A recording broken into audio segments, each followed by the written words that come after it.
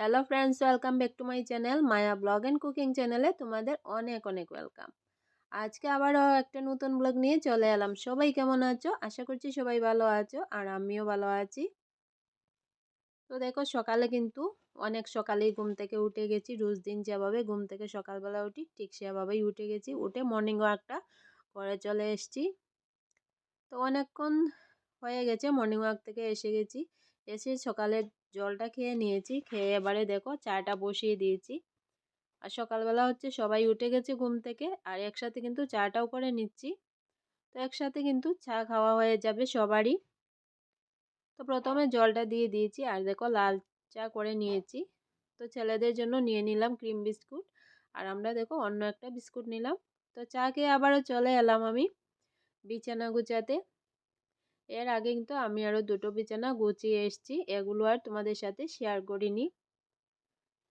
তো অনেকটা সময় লেগে যাবে সব বিছানা গুছানো শেয়ার করতে, ওই জন্য কিন্তু আর বাকিগুলো শেয়ার করিনি।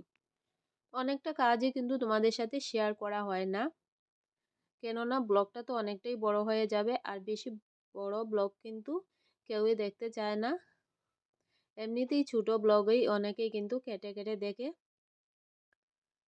আর আমি কিন্তু এমনিতেই খুব বড় ব্লগ দিই না। তো এখানে দেখো বিছানাটা গুছিয়ে নিচ্ছি আর এই খাটের মধ্যে কিন্তু অনেকটাই ধুলা পড়ে থাকে, এগুলো একটু মুছে নিলাম। ধুলোটা কিন্তু রোজ দিনেই আমি একটু বিছানা গোছানোর সময় একটু মুছে নিই। আর দু একদিন যদি না মুছি তাহলে কিন্তু দেখা যাবে একদম সাদা হয়ে থাকে। তো এখানে দেখো বিছানাটা আমার গোছানো হয়ে গেছে। তারপর চেয়ারটা একটু ঝেড়ে নিলাম আর এখানে দেখো সোফাটাও একটু ঝেড়ে মুছে পরিষ্কার করে গুছিয়ে নেব।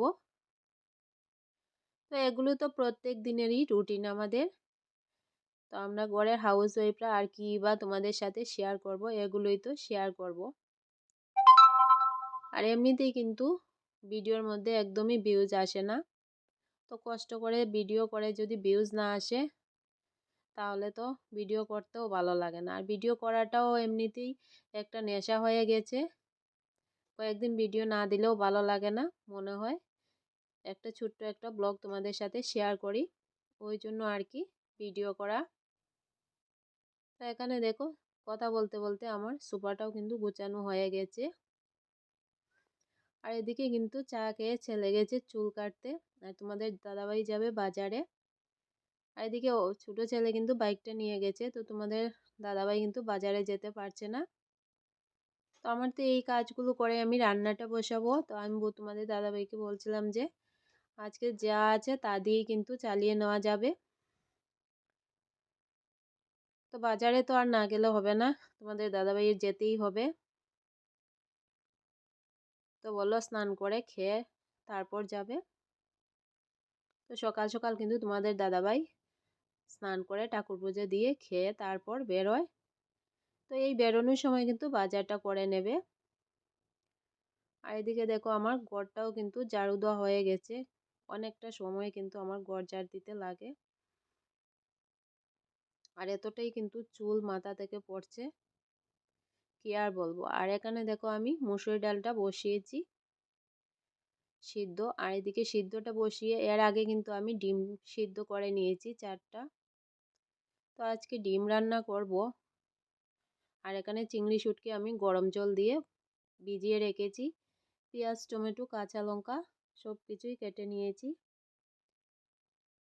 আর একটু বেশি সময় কিন্তু ভিজিয়ে রাখলে চিংড়ি শুটকি অনেকটাই ফুলে অনেকটাই বড় হয়ে যায়।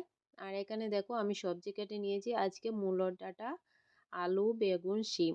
অনেক দিন থেকেই আমি মূলোর ডাঁটা দিয়ে চিংড়ি শুটকি দিয়ে রান্না করব। এই মূলোর ডাঁটাগুলো আমি অনেক দিন থেকেই কিন্তু রেখেছিলাম, তো আজকে কেটে নিয়েছি। তো দেখো এখানে আমি ডালটা সম্বাস দিয়ে দিচ্ছি। আর আমি মুসুর ডাল করলে কিন্তু এখানে বেশিরভাগ সময় পেঁয়াজ কাঁচা লঙ্কা সম্বাস দিয়ে কিন্তু ডালটা করি। আর মুসুর ডাল করলে তো পেঁয়াজ সম্বাস দিয়েই খেতে বেশি ভালো লাগে।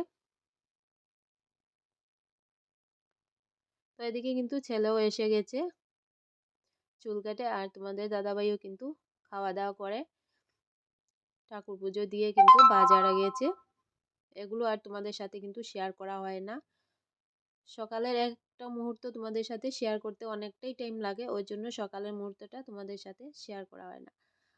আমার কিন্তু এই চ্যানেলে একটা মর্নিং ব্লগ দেওয়া আছে, তোমরা চাইলে দেখে নিতে পারো। এই ব্লগটা কিন্তু অনেক আগেরই।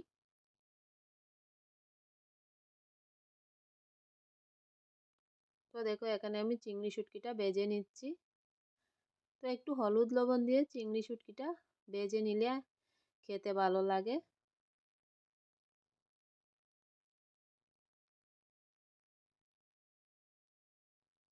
তো ছেলে এসে খাওয়া দাওয়া করে স্নান করে কিন্তু কোচিং করতে চলে গেল।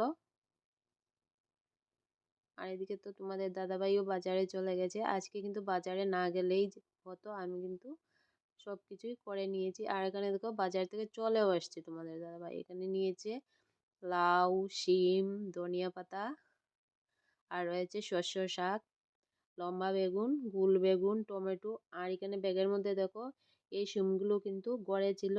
আর এখানে রয়েছে একটা ফুলকপি, আরও অনেক অনেক সবজি কিন্তু ফ্রিজের মধ্যে রয়েছে।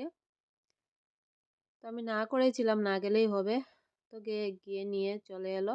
আর কি করব। আর এখানে দেখো মাছও নিয়ে চলে এসছে। আর যাই হোক আজকে কিন্তু ছোটো মাছটা আনিনি। ছোটো মাছ আনলে কিন্তু কাটতে অনেকটাই সময় লাগে।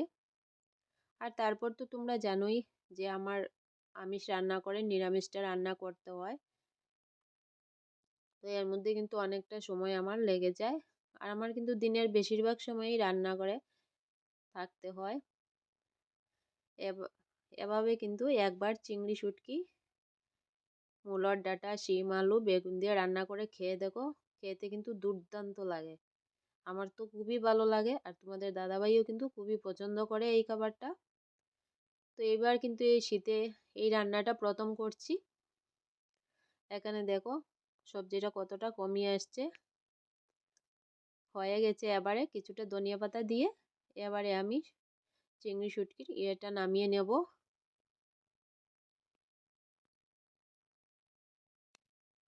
তো আজকে কিন্তু আর মাছ আমি রান্না করব না, মাছটা ভালো মতো ধুয়ে ফ্রিজে রেখে দিলাম। আর রান্না করতে করতে কিন্তু অফ ক্যামেরায় আমি সবজিটাও গুছিয়ে নিয়েছি। দেখো কালারটাও কতটা সুন্দর এসছে, খেতেও কিন্তু সেই টেস্ট হয়েছিল। তো দেখো আবারও আমি কড়াইতে তেল দিয়ে এবারে আমি ডিমটাকে একটু চাকু দিয়ে কাট করে নিচ্ছি, কেননা ডিম ভাজার সময় কিন্তু ফুটে উঠে, ওই জন্য একটু কেটে নিলে আর ডিম ফাটবে না।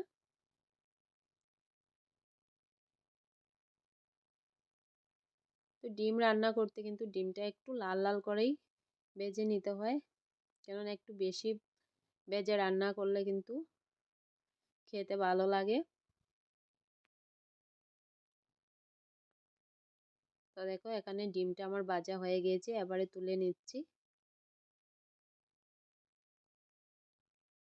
তারপর পেঁয়াজটা দিয়ে পেঁয়াজটা আমি ভালো মতো লাল লাল করে ভাজা ভাজা করে নেব।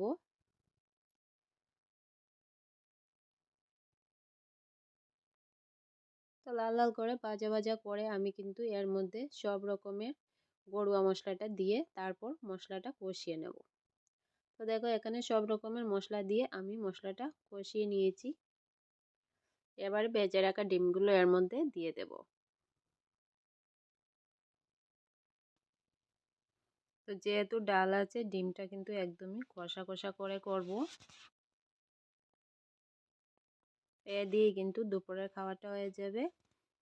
আর স্নান করে এসে কিন্তু নিরামিষ রান্নাটা করব। আর ভিডিওটা এমনিতেই অনেকটা বড় হয়ে গেছে, আর নিরামিষ রান্নাটা তোমাদের সাথে শেয়ার করব না, রান্না করেই কি রান্না করেছি এটা তোমাদের সাথে শেয়ার করব। তো দেখো এখানে কিন্তু ধনিয়া পাতা দিয়ে নামিয়ে নেব কষা কষা ডিমের কারি। তো দেখো হয়ে গেছে, এবারে নামিয়ে নিচ্ছি। আর এখানে দেখো নিরামিষটাও রান্না করে নিয়েছি। তো বন্ধুরা আমার আজকের ব্লগটা তোমাদের কাছে কেমন লাগলো জানিও, ভালো লাগলে লাইক, কমেন্ট, শেয়ার, সাবস্ক্রাইব করে আমার পাশে থেকো। দেখা হচ্ছে অন্য আরেকটি ব্লগ বা রেসিপিতে তোমাদের সাথে।